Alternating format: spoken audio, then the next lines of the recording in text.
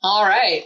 Hello, everybody. Welcome back. I know it's been a little sporadic around here with our uploading, and it's kind of uncertain as to, what the heck is going on around here. Well, What are we from? You're from the South. I'm not. I am from the South. Yeah. Sometimes it bleeds out. Yeah. So like I mentioned in the most recent podcast where I interviewed medium Michael Mayo, we've had some scheduling conflicts and, just little things that seem to get in the way of our podcast coming out on a weekly or even like set schedule. So Samantha is going to talk a little bit about where she's been and what's going on, but I also wanted to briefly talk about this. This basically is going to be an overview of kind of where the podcast seems to be going. We're not going to try to adhere to any sort of a schedule. We mostly want to be inspired with the stuff that we post, so it's not just forced. Also, it's going to be mainly individual. So I'll do my own topic and she'll do her own topic, and those will come out at different times. So we're not forced to try to work with each other's schedules and, what's going on in our lives to be able to coordinate that. And, it'll get a little bit more content out there for you. And sometimes we'll record together. Like today, I think it would be a cool thing to continue maybe is what we're doing today is we each have 2 topics that we want to briefly discuss, and we're going to talk about each of our topics for about 15 minutes. And then later in the month, we're each going to be posting our own full episodes delving more into those topics. So these 4 topics are going to turn into 4 podcasts, and that's kind of the gist. So Samantha, where the heck have you been? How the heck are you?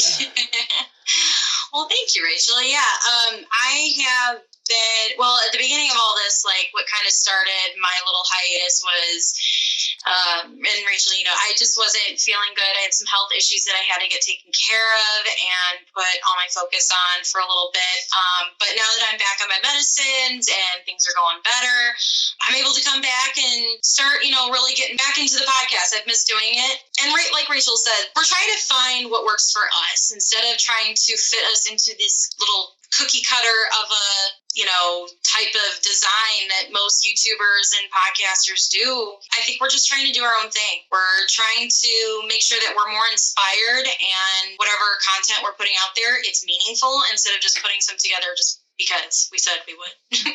Plus, that way it benefits you guys more. The last thing we want to do is waste your time with something, that is just kind of either mediocre, you can tell like we're not really into it. But Rachel and I, we sat down and talked it out, and we just figured, maybe this would be better all around. That way she's able to do her creative stuff in her own unique way, and I'm able to do that, but we're also able to still bring those 2 together. So, And then with the interview, I told Rachel to go for it because she seemed really excited, and I still had a lot to deal with at that time. So, I'm very proud of you, girl. I thought it was a success. Thank you. I thought it was awesome. You're welcome. And yeah, I'm very proud of her. I thought she did excellent. Well, thank you. It was definitely very fun. And I'm actually looking forward to us having our own like different episodes because, while we do have a lot in common, we both are like passionate about different things. One of my topics that I'm going to talk about today is starseeds, and it's not something that you know that much about. You've briefly heard of them, but it's something that I'm very interested in. So instead of trying to find something for us both to talk about that we both have interests in and like make that a back and forth, having our own separate episodes, I think is going to flow really well. And maybe there's some people that resonate more with you and some people that resonate more with me. And so instead of having us jumbled together, you've got your own separate, pick your own adventure. Exactly. And plus, I think we'll be able to cover a lot more ground on as far as like what we're learning and, getting information out. Rachel, she's just going in a different path than I am. It doesn't mean that we're trying to go away from each other. It's just we're appreciating and respecting each other's journeys here. And that's what this whole podcast is based off of, is our journey. Mm-hmm. Without further ado, Rachel, please, let's get into the Starseed because I know that you've been dying to start with that. She wants to blow my mind, so blow away.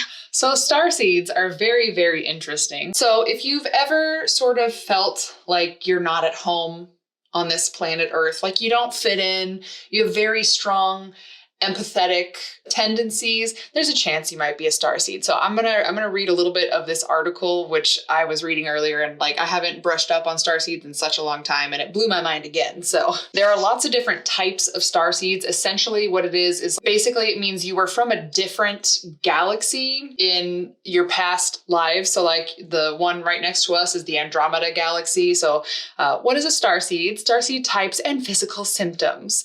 So this is a little synopsis. It says, every starseed is encoded with a DNA activation or wake-up call, which unlocks at a predetermined time. The activation unlocks the potential of these starseeds' beings. This may happen through spiritual awakening. Going through life, most starseeds feel like outcasts on planet Earth. They have the sense of emptiness within them and feel homesick, longing to go back to their true home. Then again, there are many people who have made Earth their home and are helping and guiding people with their spiritual knowledge. There are many, many different types of starseeds that are here on Earth, but these are some of the most common ones. So the Andromedan starseeds. The Andromedan starseeds are from our neighboring galaxy, Andromeda. Andromedan beings are freedom seekers. They always, okay, for reference, this is one that I highly resonate with. So what I'm going to read right now is like what I've done in my entire life. They will always change jobs, homes, and relationships to find their freedom. They are seekers and never comfortable being in one place for too long and often have feelings of being trapped. Andromedan starseeds... this is so you. Yeah, exactly. Andromedan starseeds love to travel and they thrive on many types of realities. They have a passion for cars. I mean, not really. Enjoy driving fast, which I do, or even flying in airplanes. I love flying on airplanes. Their passion stimulates their subconscious memories of their home. So and you can resonate with more than one type. Another thing I want to go into is like indigo children, but that's like for an entirely different thing, which I might go into in the Starseeds podcast. The next one, Apollonian starseeds. Apollonian starseeds thrive on learning. They love the idea of improving their abilities any way they can. They have varied interest in taking classes to develop their skills. Simply, Apollonians, that's a hard word to say. Simply, Apollonians don't allow themselves to be limited to anything. They hate being labeled or limited in their roles. Apollonian starseeds know that they have work to do on Earth. They have taken on a healing approach mainly because of their deep connection with Earth and her needs. They have early recognition of energy fields, auras, and spirits, and are very much drawn to spiritual learning as a way to find answers and information. Sound familiar to you, Sam? Not at all. I see a little bit of that in you. I can see it. I didn't really feel called to that one. You definitely have some traits of that. Oh yeah, for sure. Next are Arcturian aliens. Now, I'm sorry if I'm mispronouncing any of these. These are weird words, and I'm not that educated. Arcturian aliens are deep thinkers. They are the ones with strong personalities and deep inner strength. On the surface, they appear hard, but they are very capable and powerful. They have a feeling that they have an important purpose in their life. Arcturians don't seem to have many close friends or intimate relationships, but instead they have casual friends. However, if they were to accept you as their close friend, you know that you have been carefully considered. Now that sounds like me. Yeah. Lyran. I think that's Lyran. Lyran starseeds are all about their mission here on Earth. They are interested in space travel and astronomy or science fiction. Often Lyran starseeds are masters at healing and are the ones who founded Lemurian civilization. Lyran beings often see other people's potential. People are attracted to them and acknowledge their authority.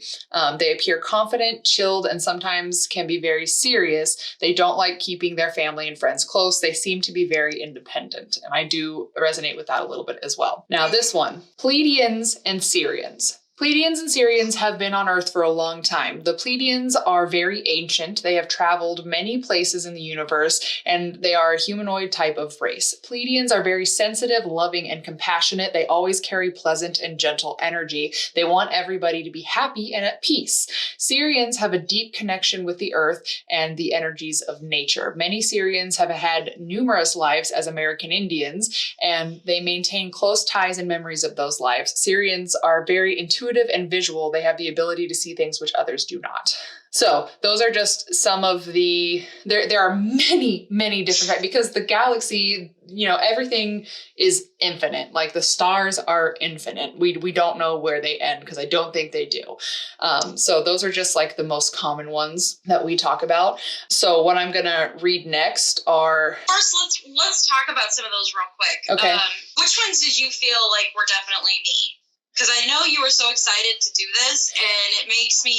I feel like I need to ask that, because you were like way too giddy to get into this. Well, it's not these specific ones that I feel like resonate with you in any type of way, like to a T. More what I feel like you're gonna be like, what the fuck is the common starseed physical symptoms, which is what I want to read next. Oh, okay, gotcha. Yeah, because there are many types, and you know, you can have many different traits from any of those, and I think some of them do apply to you. But the physical, here are some of the common starseed physical symptoms. 1, you feel like you're in a pressure cooker or in overwhelming energy. You feel stressed. This is a symptom that you're just adjusting to a higher vibrational state, and you will at some point adjust. Your old behaviors, patterns, and beliefs are coming to the surface, so there's a lot going on inside of you. 2, a feeling of disorientation. You feel like you don't know where you are, a loss of sense of place. After the activation, you move into higher vibrational frequency or higher dimension. This one I have definitely, that's a symptom that I have. There may be some unusual aches and pains throughout your body. Your body is purifying and releasing blocked energy. Miss, my neck hurts. And so I have been unable to explain this thing that happens to me. It happens. It's been happening a lot more lately, but like no doctor has ever been able to say, I know what that is. I'll get these random stabbing, just sharp pains at random places in my body. Usually it's around my midsection, but it'll just be very sudden, and it's just these sharp, intense pains, and I like physically react. I'm like, oh fuck, and then it'll go away. So, and I don't know what it is, and no doctor has ever been able to tell me what it is, but apparently there's nothing wrong with me. So I feel like that's something. Have any of you experienced that listening to the podcast? If you have, please comment down below, because we would love to hear if any of this is resonating, or if you feel like one of the starseeds, like that feels like that's you. We'd love to hear any feedback on this, because I think anybody who listens to this, they're going to be able to resonate with some of the stuff that you're talking about. Oh, yeah. I know I am. Definitely. Number 4, you're waking up at night between 2 and 4 a.m. Much is going on in your dream state. You can't seem to be there for a long time and need a break. I have literally been waking up at like 2 and 4 a.m. every night for like 3 months. There are some periods of deep sleeping. You're just resting from all the acclimating, and you're integrating and building up for the next phase. I have been sleeping. I went to bed at 6 p.m. the other day and slept all the way until 8 a.m. the next day. I miss getting sleep like that. It was crazy. You are sensitive to your surroundings. Crowds, noise, foods, TV, other human voices are barely tolerable. That is very, very true for me. It says, but you're just tuning up.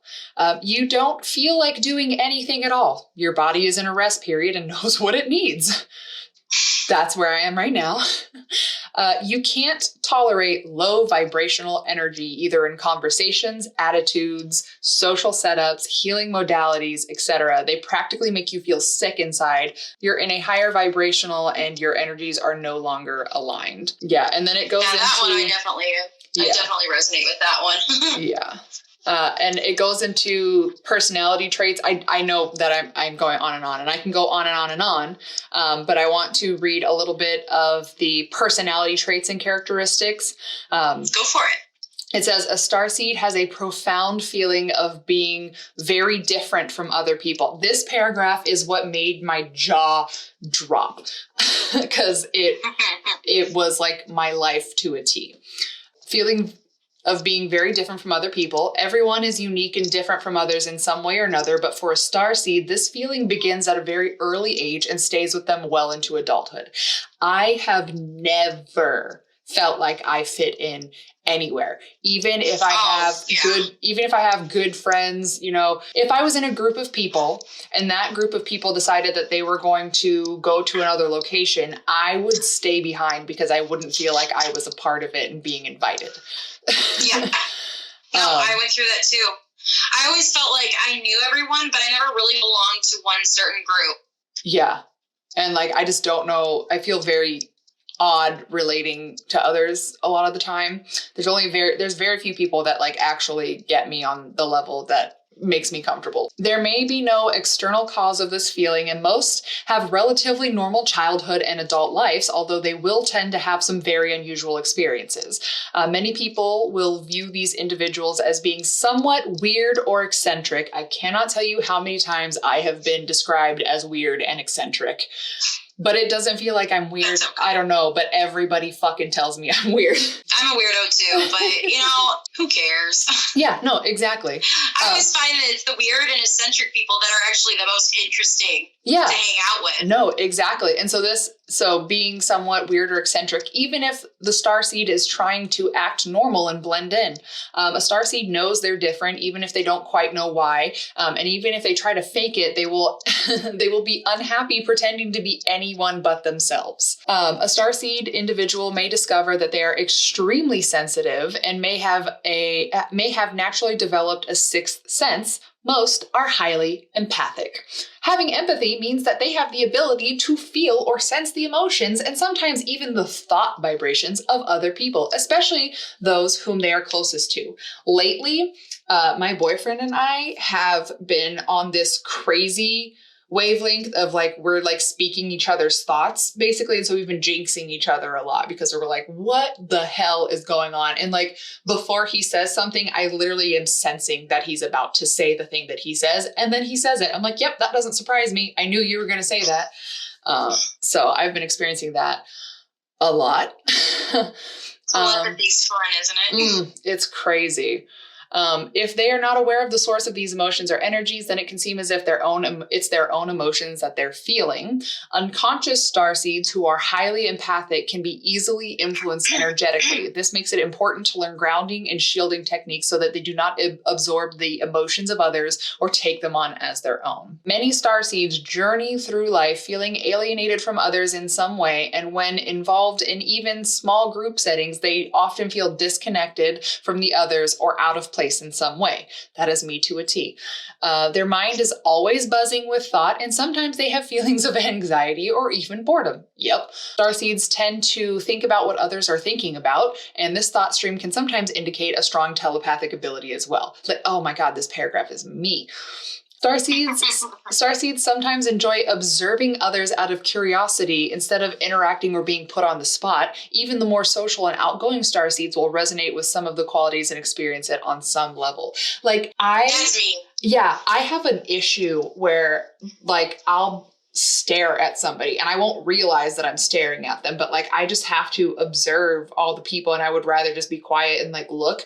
I have a really hard time not looking at people, and like it's a fucking problem. Well, and it's interesting because as many of you know, I have been going through my mediumship development classes, and something that does come up a lot is, you know, taking the time to go sit down and just observe instead of trying to be a part of anything, just kind of standing back and observing and trying to connect with like the energy that you are observing, you know, to see if it matches with what you're seeing on the outside, basically. Mm-hmm. And it's interesting because I'm always finding myself watching people, like not in a creepy way, but just watching, studying. Yeah, just observing. Yeah. I am gonna wrap this up because I think I've been talking for 15 minutes. There are some other symptoms, like physical symptoms and stuff. So this is one that I have, so I really want to read it. A strange symptom of some starseeds is that they may have a tendency to bruise very easily and often do not remember how they bumped themselves or got the bruise. They might find other unusual marks or scratches on their body and at times cannot recall how they might have gotten these. That happens to me all the time. Just the day before yesterday. I feel like it happens to a lot of people. Well, but it's happened to me my entire life. Like it always, like there's a bruise on my knee right now that I just noticed like the day before yesterday. I was like, how did this bruise get here? And like, I bruise extremely easily. Like, it's crazy. And I'm not like anemic or anything. I've been tested for any type of disorder. Like, it doesn't make sense why I bruise this way. That's crazy. And then this one also, many starseeds feel an aversion to bright and unnatural lighting. Starseeds find peace and solace in natural sunlight. They tend to have an affinity with nature, and many have a fondness for trees in particular, especially willow trees for some reason. Many starseeds feel more at home with plants and animals than with other humans. You gasped. Is willow tree your favorite tree? Yes, I love willow trees. I don't know what it is, but there's something about a willow tree that just speaks to my soul. And they're always by water. I think that's what I like about them too. Yeah. I mean, growing up, I was like a fish in water. Oh, that's awesome. And then one more. Many starseeds have acute hearing or an above average hearing range. They can be extremely sensitive to sound, and loud or chaotic noise disturbs them immensely. Oh, and also it's not uncommon for starseeds to sometimes hear strange or unusual high-pitched frequencies or tones in one of their ears. This often happens during periods of accelerated soul growth and can even be accompanied by head pressure, tingling, or other sensations that seem unusual in any area of the body. I have always thought that I just can't hear, like I have bad hearing. And I went and got my hearing tested at one of those little booths at Costco. And they put me inside of this soundproof booth and put these things inside of my ears that filled up my ears. Cause I was like, it's crazy. Like I can't hear things. It's insane. But according to the guy who was checking my hearing, I was hearing tones that humans aren't normally able to hear. And his conclusion was that my hearing is so good, I have super hearing, that my ears get overwhelmed with all of the noises, and it seems like I can't hear because everything is jumbled. And if there are more than one person talking and I'm trying to concentrate on something, I physically cannot. I have to plug my ears. Like any type of noise, if I'm trying to concentrate on anything, is just like absolutely not going to let me hear it. And I have to ask people to repeat themselves all the time because something happened and it disrupted me being able to hear them. So yeah, that's a brief look into starseeds, and I'm very excited about them. And when I do my full episode, I'm gonna like put links to like a test. So, you can go through and answer questions and see if you're a starseed, and I'll find a test that'll try to help you place which starseed you might be as well. If anybody is curious, but yeah, I could talk about this for like hours. One thing, just to touch on real quick before we go on to the next topic, the whole ear ringing thing, it's funny that you mentioned about getting your hearing tested, because I've been considering it, because I've been feeling like maybe I'm losing my hearing, because ringing in your ears can also be a sign of losing your hearing. But I always hear it in either one ear or the other. It's never both at the same time. And the pitches are always different. Yeah. And there are even times where it seems like my ear all of a sudden, the sound from that ear just disappears. Yes. And it feels like I can't hear anything on that side. That's been happening to me quite a lot recently. Yesterday, for example, I was laying in bed and all of a sudden my right ear like got that feeling like when you're in an airplane and you go up really high, and so it's like basically popping and it's stuffed. And then there was this like really, really high pitched, soft, just like tone that was just in my ear. Hurts. Yeah, and then it went away, but and it happens, and it's mostly in my right ear that it happens, which is funny because this is the ear that I feel like I can't hear anything out of. Yeah. But it does happen in my left ear, and it happens a frick ton. That's really awesome. I'm going to go get my hearing checked. I want to see. Yeah. So you guys make sure that you keep an eye out for Rachel's Starseed episode that will come out whenever she's ready to put that out there. I'm excited to hear it. Hell yeah. Because it sounds like there's a lot that maybe I need to. Girl, you need to look into those. You need to look into Starseeds. It sounds interesting. It's definitely worth looking into. Even if you're not sure, it never hurts to look into stuff and just, see how you feel about it when you're reading it and whatnot. Because I think that's a lot of the time too, when we go through, because there's so much to learn. There's so much research out there. There's so much documentation out there to discover. So it's like, I think and this has everything to do, I think, with us and, you know, kind of exploring our own paths, because what may resonate for you may not resonate for me. Yeah, exactly. One of my topics, it was something that I actually am not really familiar with. I've never really heard of it before. And come to find out, the lady that I thought was doing Reiki on me for the chakra balancing and stuff, I thought it was Reiki, but I misunderstood. It's actually called AK. That's the abbreviation. Yeah, like the initials for it. But it's really, and it's the best way to remember how to say it is I'm a cookie. It's AUMAKUA-KI. So it's Aumakhua-ki. But it sounds like you're saying, I'm a cookie. I'm a cookie. Whenever you do the episode on that, you should just title it I'm a cookie. I'm going to put like pictures of the Cookie Monster. Yeah. I'm a cookie. But anyways, so how I found out was through a lady that I went to for a couple of different sessions, and her name is Katie Cosgrow.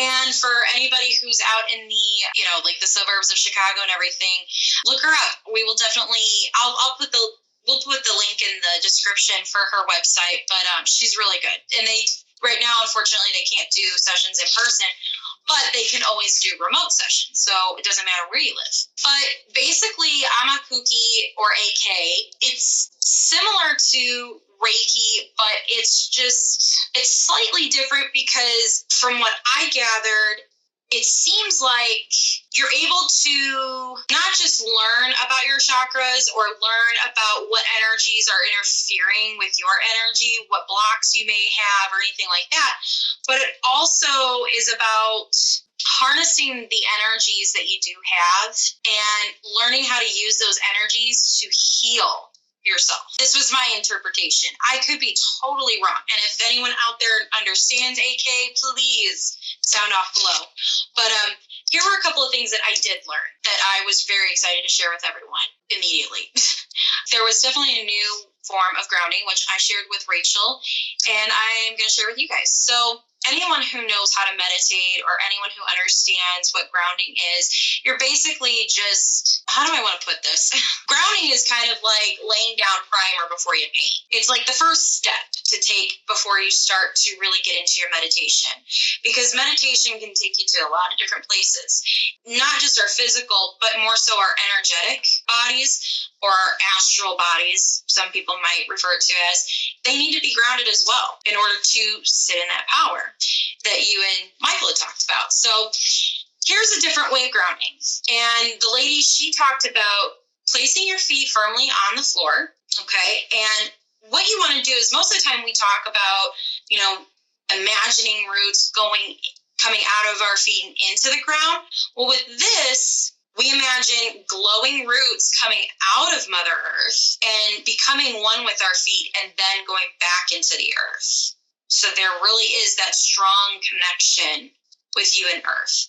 Sitting either on the floor or in a chair, your legs are uncrossed and tilting to one side, doesn't matter which side, whatever makes you comfortable, and closing your eyes and taking some nice big deep breaths, expanding your belly and releasing, and then just close your eyes and repeat out loud in your head, repeat out loud or in your head. I invite earth energy to ground me and center me and anchor my connection with the divine. Now, when I did that the first time, I felt this jolt of energy sit right up in a line, even as I was tilted. It was crazy. But I was sitting on the floor when I did it.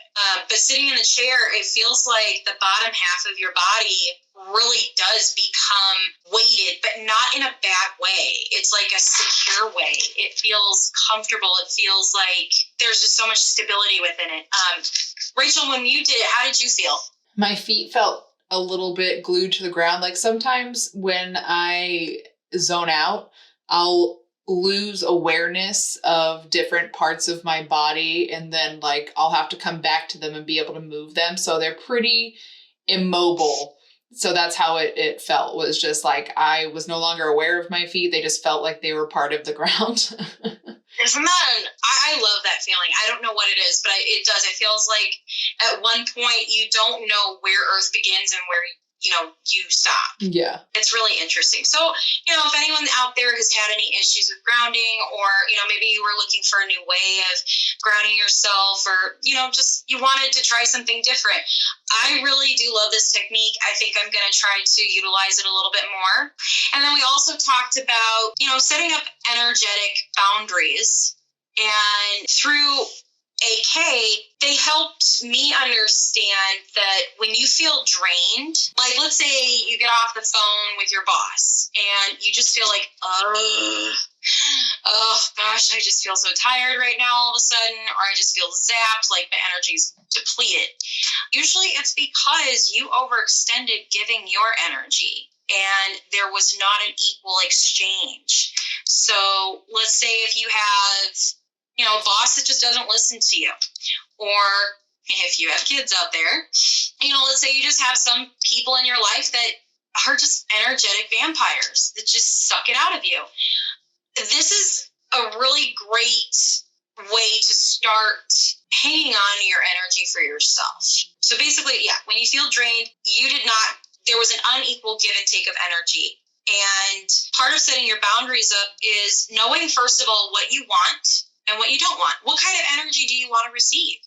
What kind of energy don't you want to receive? The kind of energy I like to receive is, energy of understanding, compassion, teamwork, assistance, guidance, being uplifting and positive and encouraging one another, problem solving in a healthy way, healthy constructive criticism, those kind of things I do want. What I don't want someone coming in and, first of all, talking over me or barking orders at me, not giving me the chance to, use my voice, not even recognizing what I have to say brings value to the situation, or it brings some type of clarity to a situation. Those are just some examples, but just knowing what you want and what you don't want is the first step. And then setting your limits and sticking to them.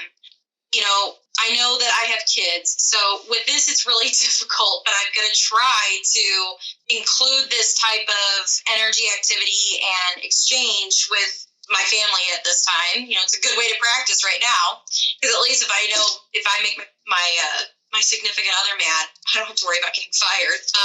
I would definitely not do any of this, at least until you feel comfortable enough, because this does take two people and it does require a conversation to be had. But let me get back to the point that I was getting to. Setting your limits and sticking to them basically means know how much you want to give. I'm a very giving person. Rachel, I know you're a very giving person. And sometimes we just want to help. We just want to, make someone feel at ease. And that's just part of the, being an empath. It's part of being a light worker and a healer, is you do want to help. However, we also need to recognize that we need to receive just as much as we give. And I know that's really hard for us, especially in the beginning when we're learning about everything. We want answers, we want validation. When you go to someone who can help you with some of these things, even sometimes they can, without even knowing it, cross some of these boundaries, because it's up to us to set them and to enforce them. So setting your limits, knowing how much you want to give, and sticking to it is huge. And when you get to that limit, that's a good opportunity to just say, you know what, I'm going to revisit this later. I don't want to give it any more of my time today or my energy. I will come back to it when it's time. There's nothing wrong with that. There's a lot of power in the pause. And sticking to them means, not letting anyone try to blindside you or talk you out of it or manipulate you into feeling a certain different type of way. Stick to them. Be proud to stick next to your boundaries, your limitations, as far as what you want to give and what you don't want to give, because it's yours to give. No one can tell you or force you to do anything you don't want to do. Okay, which leads us to, the next point, which is permission. First of all, you got to give someone permission. People have to ask for permission. And I know it sounds weird, like, I don't mean like, hey, can I have your permission? I mean, when you start to set those limits and stick to them, and you're putting up your boundaries, that in itself is somewhat of a granting permission or denying permission with someone having access to your energy. So let's say, like, if you have kids, obviously they're just kids don't understand these kind of things. Kids are their own type of little energy vampires. I know I have 2 of them. But adults, for example, I know when I do readings, I always ask if I can have permission to tap into that person's energy because, for one, I feel like it makes the link stronger, but also this is a way to build trust between 2 people as well. And if you feel like you're in a situation where there's not a lot of trust, then there's a lot of permission that's not being given, and people are still like, I don't need your permission anyways. And this is about just setting boundaries and sticking to them, which I think a lot of us do have a hard time. We think that because we're switching energy with something like, people hear energy and they don't really think, oh, that shouldn't be too hard. Actually, it's harder. It's different when you're setting a boundary like, hey, don't touch me there. Or, hey, don't talk to me like that. Because touch and talk, like, these are things that all of us do and all of us are aware of. But energy is something that not a lot of people are aware of. There are a lot of people out there who have no idea what it means to have a healthy exchange of energy. I struggle with that a lot. We both do. I mean, we all do. But there's a difference between being mindful of it and just improving on it and developing it versus not understanding it, or I don't want to say it that way. I would say like just being ignorant to it. And ignorance is not a bad thing. It's just you don't know what you don't know. Mm-hmm. And usually that's a lot. But, for anybody out there who does do energy work or who is in this journey, I should say, of spiritual discovery and self-discovery, I think you all know and understand as well as Rachel and I do that our energy is precious. If anything, I feel like my energy is more valuable than money itself. Mm-hmm. Because without it, I'm useless. And you can change a lot of things about just daily life if you focus on your energy. Because I have an issue where it's hard for me to figure out if I'm taking somebody's energy or if I'm giving my own and how to set those boundaries. That's something that I'm learning. But I have discovered that if I can focus my own energy towards more positive things, like it does help bring a little bit more positivity. I feel like more positive things are being attracted into my circle, which... Oh, for sure. Yeah. For sure. See, energy, here's the thing. Energy cannot be destroyed. It can either be, it can only be transferred. So let's say, here, Rachel and I'll give an example, what do I want to call it? Like a little appetizer, if you will. Let's say, Rachel, you got fired or something, okay? Now, we're not trying to call that energy in. Been we're just there. Examples here. But let's say you just lost your job, okay? And I have no idea about that yet. And we're supposed to get together for lunch. You are going to bring a certain type of energy with you to that lunch. And I'm going to bring my own energy. But our energies are already going to be pretty opposite just because of the day you've had. And a great way for a situation like that is, let's say Rachel, she comes in and she just wants to vent. And, I want to be a good friend and listen and be there for her. Okay, that's fine. But here's the thing. If only Rachel gets to vent, but then I don't get to talk about some of the things that I really want to talk about too, then that's not an equal exchange. And a lot of us find ourselves in situations like that. I believe it's not just in the workplace. It's also within family environments, friends, school, and whatnot. So understanding when you're in that type of situation and just simply saying, well, listen, here, let's take your mind off of it for a little bit. I have some really interesting things I'd love to talk to you about. I was really excited, and hopefully maybe it'll help cheer you up a little bit. So that way that person is getting a healthy dose of more positive energy, and the other person is able to, be able to vent or, share what they want to share. You got to have equal give and take. If that had gone the other way and all Rachel did was just vent and complain or whatever about everything that she was going through in that time, I mean, for all she had known, I could have gotten a really big job offer, or I could have gotten my first, reading or something in my life has just as much magnitude as something in her life, is what I'm trying to say. So when that doesn't happen, we feel it.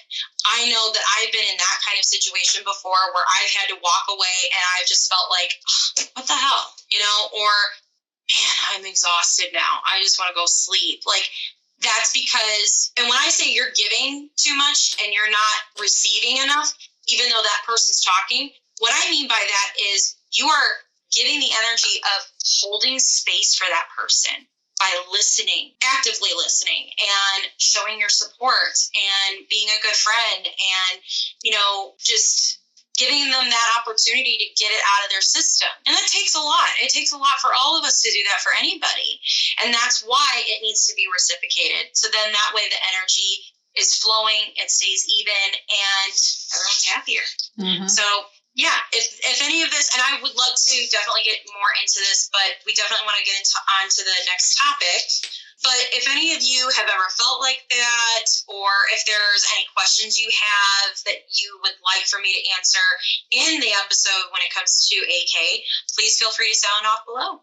And we're probably going to tell you that every time we talk about a topic.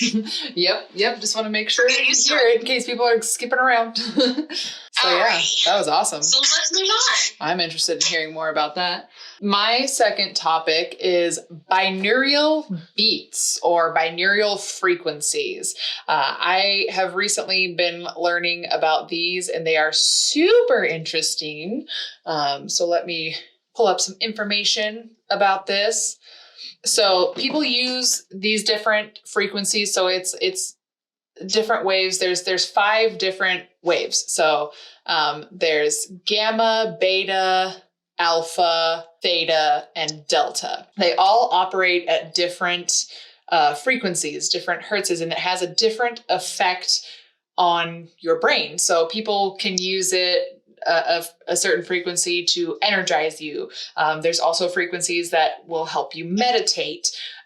Just fun things. So I'm going to briefly read to you what the different waves are, and then we'll get into the rest of it. So gamma waves are the fastest of the brainwave frequencies and signify the highest state of focus possible. They're associated with peak concentration and the brain's optimal frequency for cognitive functioning. Nobel Peace Prize winning scientist Sir Francis Crick believes that the 40 hertz frequency may be the key to the act of cognition. 40 hertz is the window of frequency used in all brain sync gamma and beta wave programs. The next one, beta. Beta waves range between 13 and 40 hertz. You are wide awake, alert, your mind is sharp and focused. It makes connections quickly, easily, and you're primed to do work that requires your full attention. In beta state, neurons fire abundantly in rapid succession, helping you achieve peak performance. New ideas and solutions to problems flash like lightning into your mind. Alpha. The alpha state is an intensely pleasurable and relaxed state of consciousness, essential to the stress reduction and high levels of creativity. Artists, musicians, and athletes are prolific alpha producers. So are intuitive persons, and so was Albert Einstein. Alpha researcher Joe Kamiya, sorry, I can't pronounce that, says, its pleasure may come from the fact that alpha represents something like letting go of anxieties. With brainwave therapy, binaural beat frequencies, you can begin experiencing the benefits of alpha biofeedback training right now. Theta is one of the more elusive and extraordinary brain states you can explore. It is also known as the twilight state, which you normally only experience fleetingly upon waking or drifting off to sleep. Theta is the brain state where the magic happens in the crucible of your own neurological activity. But for most, being able to enter the dreamlike theta state without falling asleep takes meditation practice. Luckily, brainwave therapy can speed up this process, making it easier to drop into meditative states, even if you've never meditated before. And then lastly, delta. In the delta state, you are sound asleep. Delta waves are the slowest of all 5 brainwave frequencies and range between 0 to 4 hertz. Slow wave sleep, or SWS, is the deepest of sleep states, and it plays a vital role in health and well-being. During this phase of the sleep cycle, the brain begins producing very slow, large delta waves. Even if your lifestyle doesn't allow for the luxury of a full 8 hours of sleep, a few hours of delta waves will trick your brain into thinking it's had all the restorative sleep it needs. So delta brainwave programs are an ideal choice when you want to access your subconscious for a deep and powerful reprogramming. So that's just kind of an overview of what the different waves are. I've listened to some binaural beats while I was meditating before. There's one like called the God frequency or something. It's a very specific number and it helps your meditation. Well, it's interesting because I remember telling you that I didn't really know much about this yet, and I was reading my handout for my class earlier this morning, and there's a whole section on it. Yeah. Yeah. So I was actually going to go up and grab it, but I'm like, you know what? I'll just send it to you, and if you want, you can use some of it for your episode. Oh yeah, perfect. That would be great. So yeah, to summarize, there are 5 levels of measurable consciousness that a person can experience at any one time. Gamma waves, they're above 40 hertz. They involve learning and perception. Beta waves, 12 to 40 hertz, are waking and conscious. Alpha waves, 8 to 12 hertz, relaxation, light hypnosis. Theta waves, 4 to 8 hertz, dream state. And delta waves, which is 0 to 4 hertz, and that is deep sleep, unconsciousness, no dreams.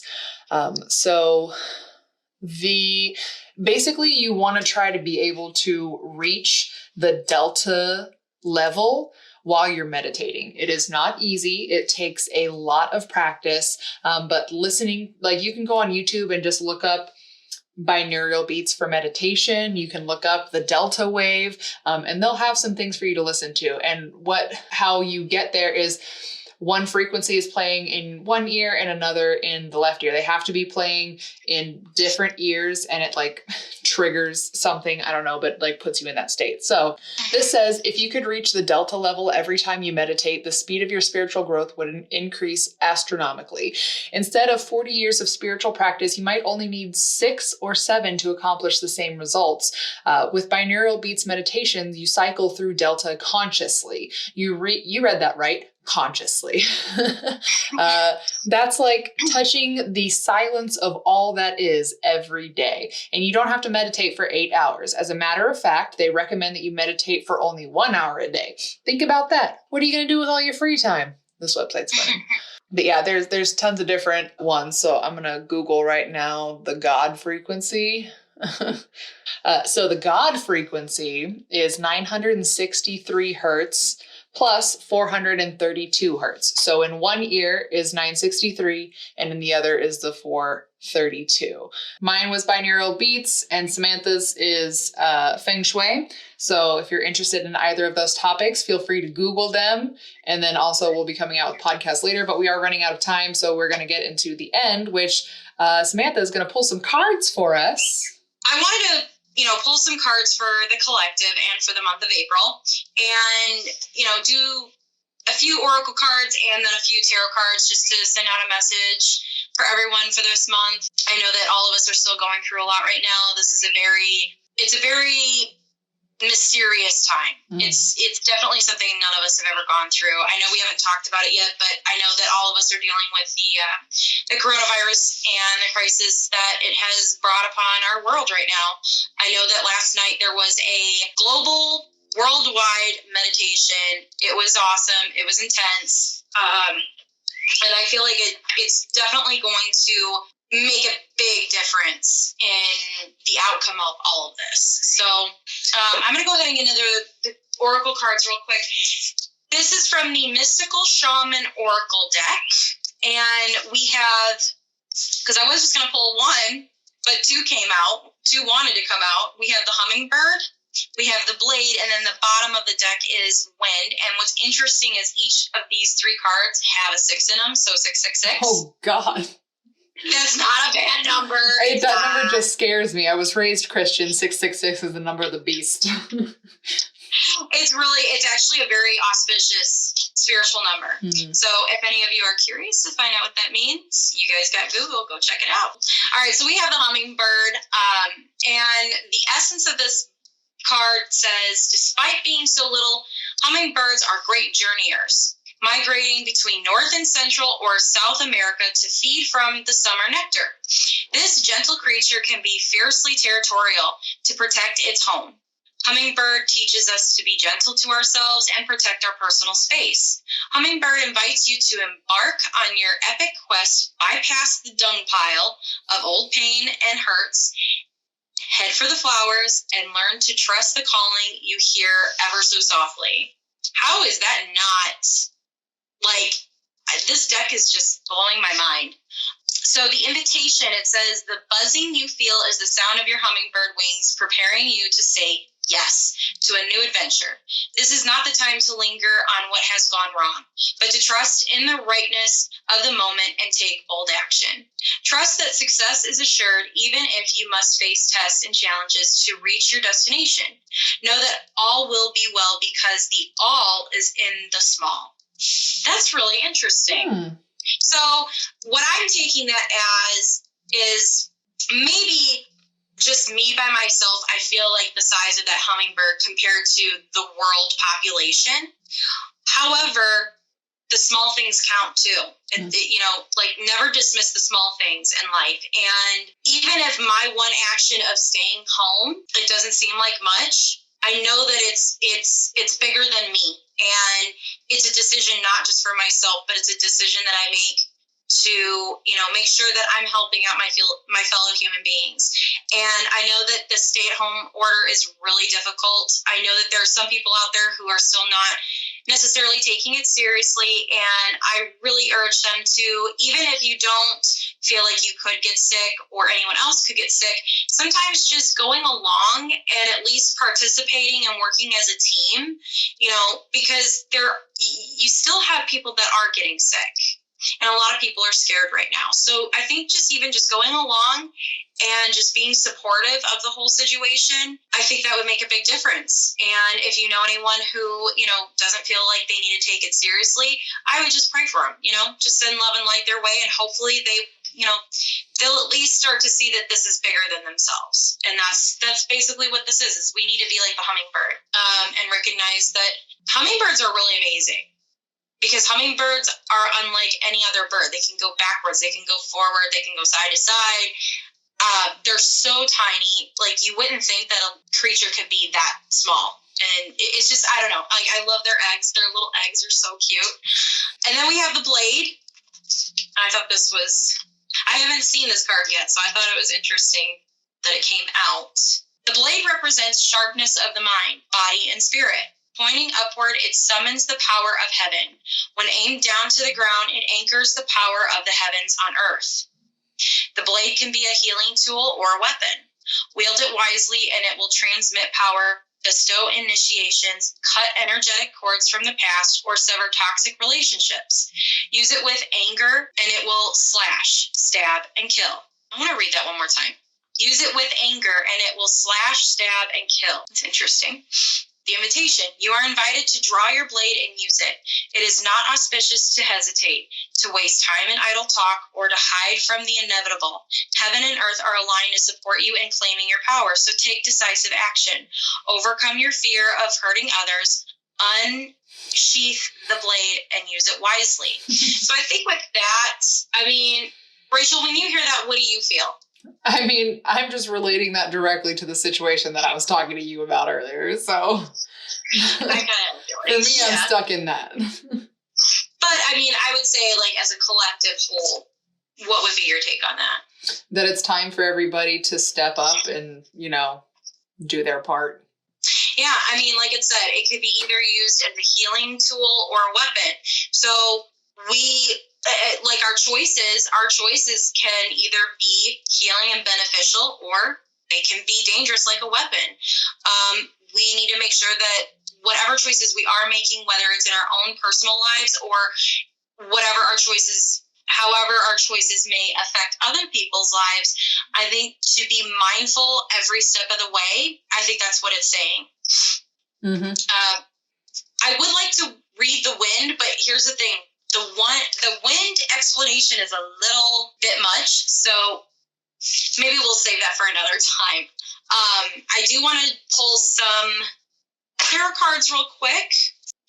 Okay, so the first card out is we have the Knight of Pentacles. Again, this is going back to our individuality, our individual choices, and how it can impact us all as a whole, as a collective. You know, the Nine of Pentacles, they are confident. They trust themselves. They are free-spirited. They believe in having their independence. So I feel like right now at this time, a lot of us are having to kind of find our independence in all of this. We don't have our jobs to rely on. We don't have our schools to rely on. We don't have what our normal day-to-day was to rely on. So here we are. We're now meant to rely on what we have already within ourselves and within our home. I do notice that it looks like, I want to say that's a hawk. So being able just to see from other people's perspective, seeing from the higher perspective. The next card came out is the Six of Swords. So again, this is really good though. This is these actions, these choices that we are making, the thoughts and the plans that we're, you know, coming up with right now during this time.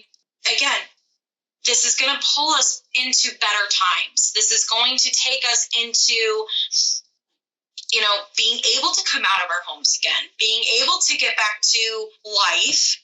But I feel like it is going to be, it's not going to be like it was before, that's for sure. Mm-mm. However, I feel that we don't even realize how much better it's going to be on the other end of this. Yeah, what I feel about it is we're going to come out the other end much more enlightened, and our eyes are open to the fact that we can work together, that it's not just, that it's not impossible, and that things are going to be much better in terms of we're being realigned. That's what I was trying to say, is we're being realigned because we were straying from this path and we were just going down this selfish, money-driven, just like self-indulgence, and we were not paying attention to what was really important. We were not taking care of the earth, not taking things seriously, and you know, we're seeing that. Yeah, it's time to leave that in the past. Yeah, we got to do something different. For sure. Very well said. And then the last card we do have out is the Eight of Swords reversed. So how I'm seeing that is right now we may feel like we're stuck in our own little prison here at home.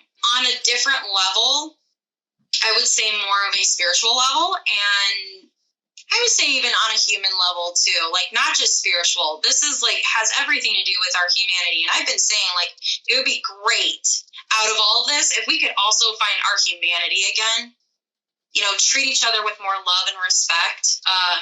And with the Eight of Swords reverse, I feel like that's what a lot of people are starting to realize, is that they don't want to feel trapped anymore within these old systems, within these old dynamics and these old societal you know, laws and guidelines that we have had to learn to adapt over the years because we were told to. I feel like this whole situation, I feel like the coronavirus is a blessing in disguise. And I don't mean that in a disrespectful way to those who are either infected right now or unfortunately who have lost their lives to it. I mean that as in order to have great success, there needs to also be great sacrifice. And I don't mean like getting rid of people in that way. I mean, we are all being asked to sacrifice something right now. We're being asked to sacrifice our freedom, you know, to go outside and go to our jobs and go to school and carry on with life. We are sacrificing, you know what, actually, what are we really sacrificing? We're sacrificing what we thought we needed. We think we need all of these material things. We think we need to have this, that, and the other. But really, like, you're realizing that when you're left to your own devices, you really can do incredible stuff. And, you know, you don't need all these external things. And what's most important is taking care of each other. No, I like that. Yeah. Because honestly, at the end of the day, what are we really sacrificing? If anything, we've gained a lot. We've gained more time with our families. We've gained more time for ourselves. We've gained time to, you know, continue doing projects that maybe were left on the back burner for a long time because you had to work all the time. Or you get to slow down.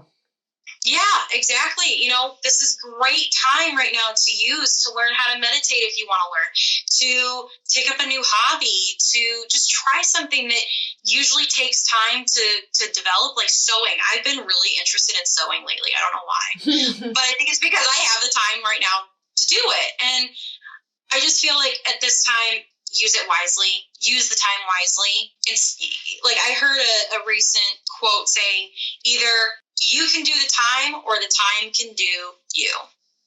I want to say that was Jeff Rogan. He said something like that, but Jeff Rogan? Jeff. Oh my gosh. Joe Rogan. I apologize. I was like, is this a person that I've never heard of? This is Joe's brother. Earlier. But I think Joe Rogan said it, and you know, it makes a lot of sense. Like, either you can do the time and find a way to get through all this, or you can let the time do you and just look at this as a waste. Mm-hmm. Choice is yours. So, with that being said, I'm wrapped up with that. I felt like that was a pretty good message for all of us to hear, and we will make sure that we do insert the tarot cards and the oracle cards and share them so you guys can see. Oh, and also the tarot deck that I use is the Light Seers Tarot by Chris Ann. So, yeah. Rachel, you got anything else you'd like to add?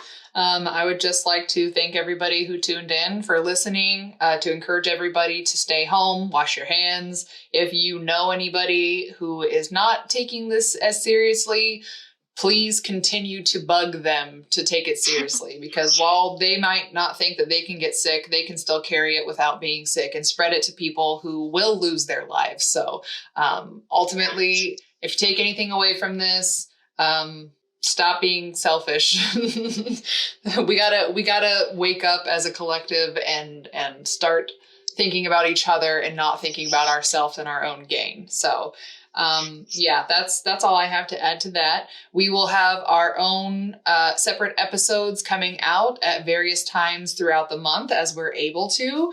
Since we have so much free time, it should be a little bit easier. And since we don't have to depend on each other's schedule, we should have a little bit more content out. So thank you for everybody who has stuck through patiently, because I know it's been a little bit, yeah, but everything, you know, has its start, and then they figure out what works. So right now, this is the direction that we're going to be going in. If you have any questions at all, please, comment below. I'll also have our email. Do you want to put our email in the description? Just so if anybody has any inquiries and they don't feel comfortable like putting it on the comments, they can email us. Yeah, for sure. Yep. Yeah. And then, there's your channel. Yeah, I'll link to all of the different social medias that we have. If you want to check out either of us on our separate things, I'll link to our spiritual centers, Instagram, and all of that. So, and anything that we've talked about, we'll put links in the description so that you can go yourself and look at stuff. So, and yeah, if anybody has anything that they would like to add, or questions for the specific episodes that we go into, let us know.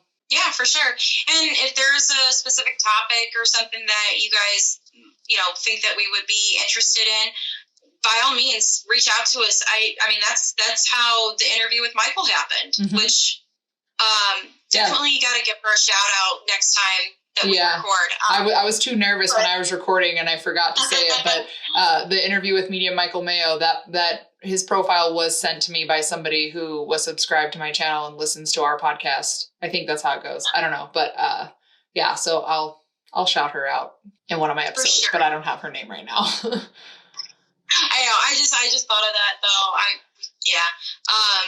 And then I think that at this point, you all know that we're going to put all of the information you need in the description box below. So I know for me, from this point on, I'm probably not going to add like that message at the end anymore. And I don't know if Rachel will either, just because at this point, it's pretty obvious. Like, I will.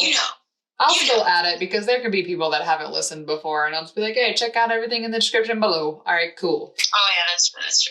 Well, I know from this point on, we'll probably it'll be every episode, because we'll probably have everything, like her information, my information, to like contact information and whatnot. So that way, that's always in the description no matter what. Yep. Alrighty. Well, Tune in whenever it comes out. Turn on the notifications so you'll get notified when we post on our sporadic schedule. I'm going to go look into my Starseeds. Yeah, go look into that. And we will talk to y'all next time. Yeah, probably going to try to do these recording together, hopefully at the beginning of the month, so that way we get a chance to still do something together. Yep, we'll just out and catch up.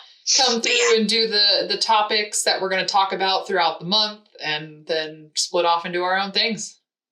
Yeah, I mean, we'll see. Toodles. Exciting. All right. Bye.